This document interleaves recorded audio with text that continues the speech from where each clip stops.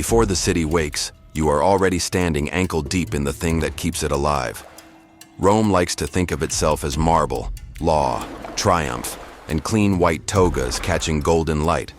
But below the paving stones, there is another empire, one built from runoff, kitchen slime, slaughter scraps, broken pottery, dead rats, spoiled grain, and human waste carried away so senators can praise order in dry sandals.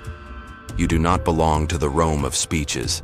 You belong to the Rome underneath it, where the air is warm, wet, and sour enough to coat the back of your throat before the workday has even begun. The first thing you notice every morning is not the smell. Outsiders always imagine the smell first, because it is the easiest misery to picture. The truth is worse. After a while, scent stops being one thing and becomes a permanent layer over your skin, like damp wool you can never take off. What really greets you is the sound. Water dragging through channels, dripping from brick vaults, scraping from your own sandals. Sudden movement in the dark that might be a rat, a dog, a floating board, or something that used to be part of a meal above your head. Rome hums overhead with wheels and footsteps, but down here the city growls. You do not enter this life because it is noble. You enter because somebody has to, and because in a city swollen with bodies, migrants, laborers, freedmen, enslaved workers, porters, haulers, and desperate men who will take any wage, your pride is cheaper than bread. Sewer work sits near the bottom even among ugly jobs. A mason can point at a wall, a carter can point at a wagon, a dockhand can say he moves grain that feeds the city. You carry a hook, a shovel, a wicker basket, and a lamp that barely pushes back the dark, and your best proof of labor is that respectable people never have to see what you removed. By daylight, Rome looks like civilization rising above mud. Vendors shout, fountains glitter, bathhouses steam, priests burn incense, and rich households pour scented oil over skin that has never known a public drain. But all of it depends on hidden labor. The gutters must keep moving. The channels beneath the streets must not clog. The runoff from rainstorms must find a path somewhere other than into noble courtyards. The refuse thrown into alleys, side channels, latrines, and open mouths of drains has to go somewhere. When it does not move, the city remembers how thin the line is between empire and rot. You descend by ladder, by crouching stair, or by a broken access point that looks less like engineering and more like a wound in the street. There is no heroic beginning, no trumpet, no speech about civic duty. You lower the lamp with one hand and feel for slick footholds with the other. Your sandals slide on algae and filth polished smooth by constant moisture. Sometimes the wall is cold stone. Sometimes old brick sweats under your fingers. Sometimes you brace yourself against mortar that crumbles just enough to remind you that the city above is heavier than you want to think about. Every step downward feels like the air is getting used before it reaches your lungs. The lamp is never as comforting as people imagine. Fire in a closed, wet place is a nervous thing. It spits, it shrinks, it bends with every current of bad air. It also tells the truth.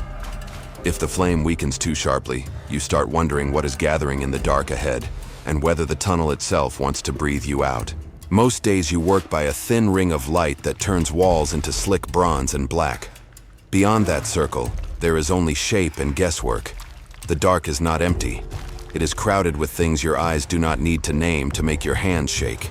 The channel under your feet is never clean flowing water the way poets would imagine an aqueduct. This is the city after the feast, after the market, after the workshop, after the slaughter yard, after the tavern, after the chamber pot has been emptied from an upper window. Grease hardens along edges. Ash settles in clumps. Bits of straw, fish scales, wool fluff, vegetable peels, broken rope fibers, and unrecognizable sludge packed together until water cannot push through. Your first task is almost always the same. Break the skin of a blockage and pray it releases forward instead of bursting back into your legs. Sometimes the work is done with a long iron hook, working blind into a clod of debris until something gives way. Sometimes you use a wooden pole, shoving with both arms while your shoulders scream and your feet search for purchase on slime.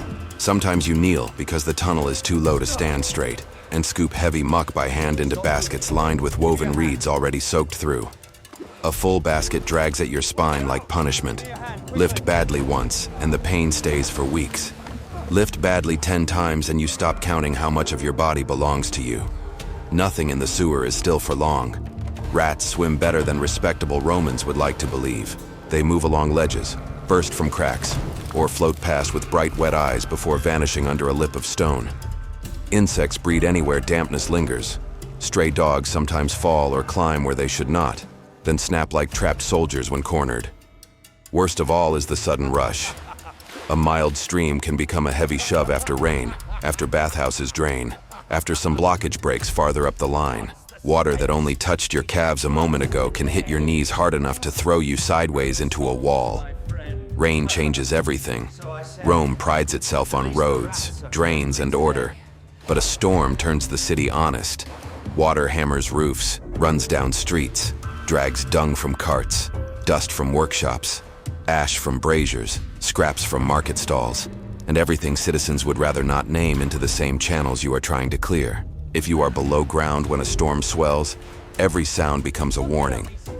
The echo deepens, the current thickens. Debris strikes your shins with the force of thrown stones. The tunnel that felt merely foul an hour ago starts feeling like a throat closing around you. You learn quickly that the sewer is not just dirty, it is unpredictable. A crusted patch of floor may hide a deeper pocket that swallows your leg to the thigh. A side passage may seem solid until loose debris shifts and drops you against jagged masonry. A ladder wrung slick with slime can send you backward into water too shallow to drown cleanly and too filthy to come up without choking. Even the ceiling is part of the threat. Old brick sheds grit into your hair. Moisture gathers and falls into your eyes. In narrow sections, you cannot stop picturing the weight of carts, stone, and whole apartment blocks pressing down above your bent neck. And yet men still joke, because the alternative is to think too clearly. Sewer crews trade insults the way soldiers trade luck charms. Someone laughs about earning perfume money in the worst possible way. Someone says the gods made senators, so there would always be more filth to wash from the world. Someone claims he can identify neighborhoods by taste in the air alone, and everybody groans because they know he might be telling the truth. Humor down here is not happiness. It is a rag stuffed into the mouth of fear, something to stop the mind from dwelling on what happens if a tunnel floods, collapses, or seals you in with a dying lamp. You are never allowed the dignity of staying underground long enough to become invisible. The sewer follows you back up. It clings to your tunic, your hair, your nails, the leather straps at your ankles, the folds in your skin. People do not need to ask what you do.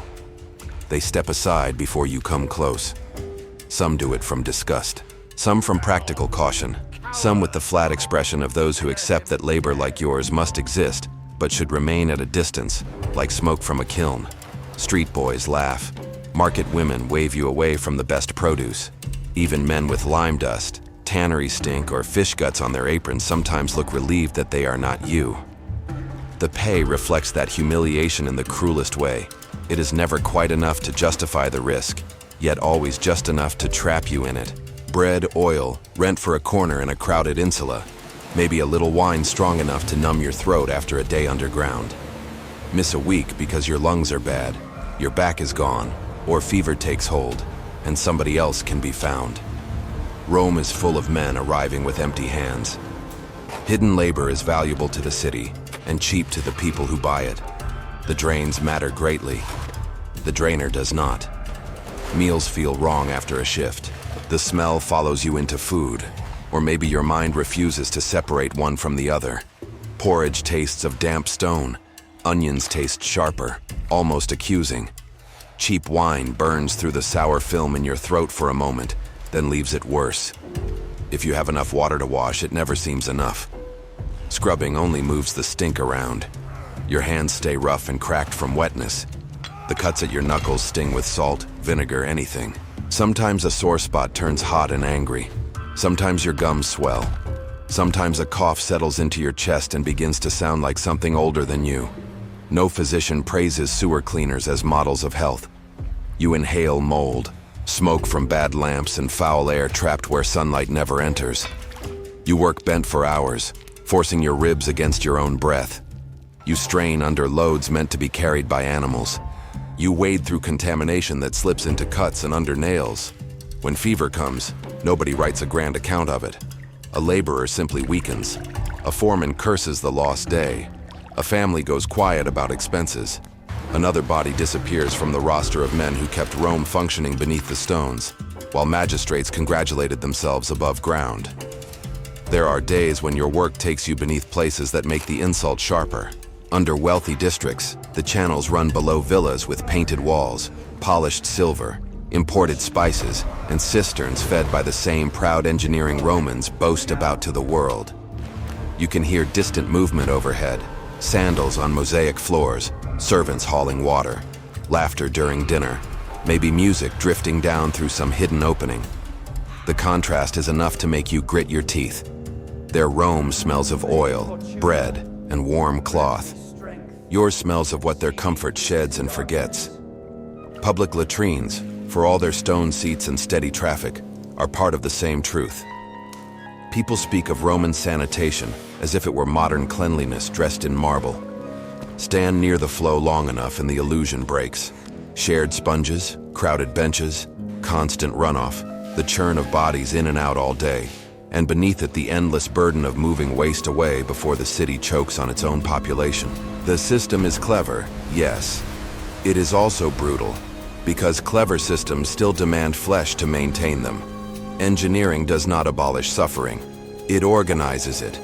At times, you are ordered to clear near the great drains themselves, where the channels widen and old stone vaults rise above you like the ribs of some buried beast.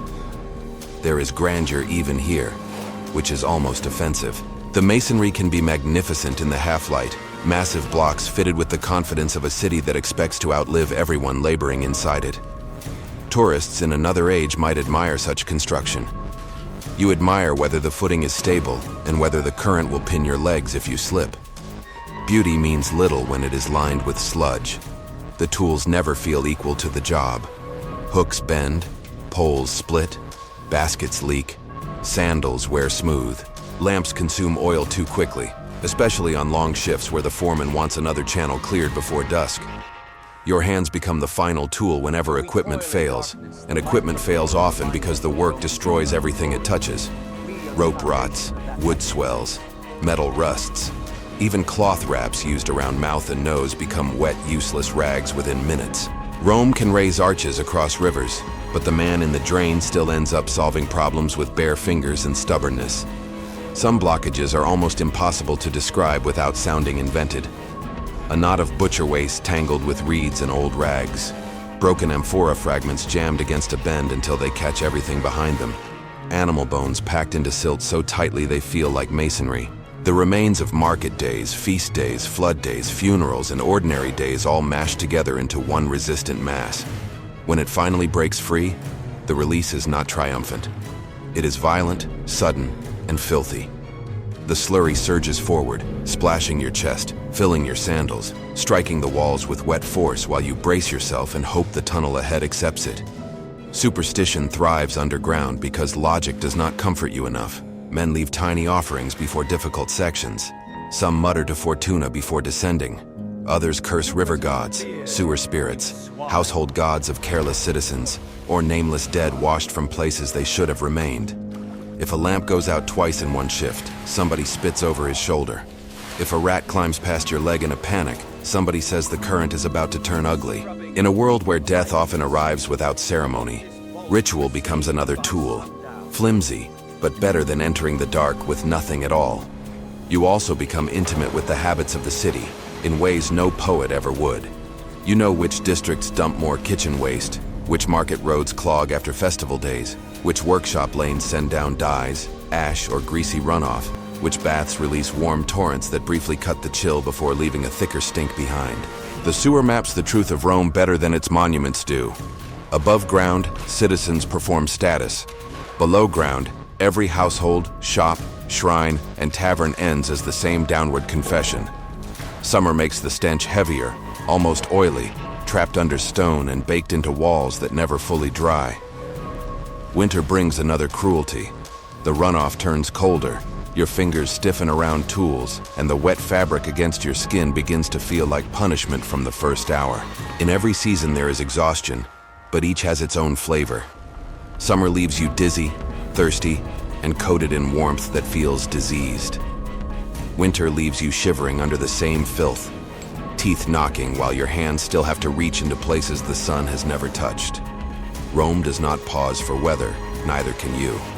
The social insult follows even into worship. Temples burn incense for purity, victory, and divine favor, while men like you stand outside wondering whether the gods notice who carries the city's corruption away. Priests speak of order. Magistrates fund repairs when flooding threatens respectable neighborhoods. Orators praise Roman discipline and public virtue.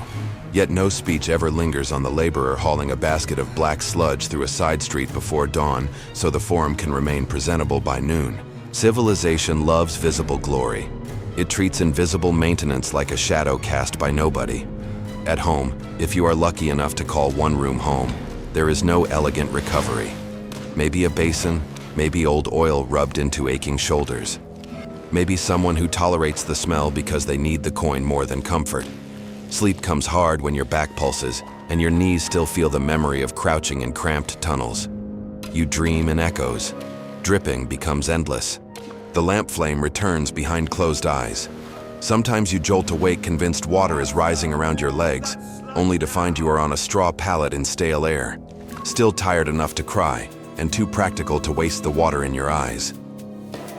What makes the job truly disgusting is not only the filth, it is the intimacy with other people's carelessness, every scrap tossed aside, every chamber pot emptied without thought, every feast that ended in overflow, every workshop that flushed its refuse away became your problem. The wealthy could pretend dirt vanished by command. The middling citizen could curse a block street and never imagine the man unclogging it. You learned that cleanliness in Rome was often just distance. The higher a person stood, the less likely he was to meet the consequences of his own comfort face to face. And still there is skill in this work, even if almost nobody respects it. A good sewer cleaner learns where water wants to go and where it will betray you. He reads changes in smell, flow, and echo the way a sailor reads wind. He knows how to test a footing, how to attack a blockage without making the tunnel more dangerous, how to listen for rain through layers of stone, how to save oil, how to keep a crew moving when panic starts in the dark. The tragedy is not that the job lacks value. The tragedy is that value and dignity are not distributed by usefulness. Rome will remember emperors, generals, and architects. It will carve names into stone, raise statues, mint coins, and preserve speeches copied by careful hands. It may even praise its drainage as proof of superior civilization. But the human reality under that pride is a bent figure in a dim tunnel, working by weak flame, shoulders slick with condensation, trying to free a channel before the next surge arrives. History likes clean summaries. Real cities are kept alive by wet, ugly, exhausting labor hidden from the stories they tell about themselves. So if you had been a Roman sewer cleaner, your day would not have felt like participation in greatness. It would have felt like carrying the secret weight of greatness on your spine while everyone above pretended the city ran on marble and discipline alone. You would know Rome not by its monuments but by its residue, by the heat trapped underground, by the scrape of a hook through compacted waste, by the taste of bad air in your mouth long after sunset, by the knowledge that the empire's brilliance depended, every single day, on men standing in darkness where nobody honorable wanted to look.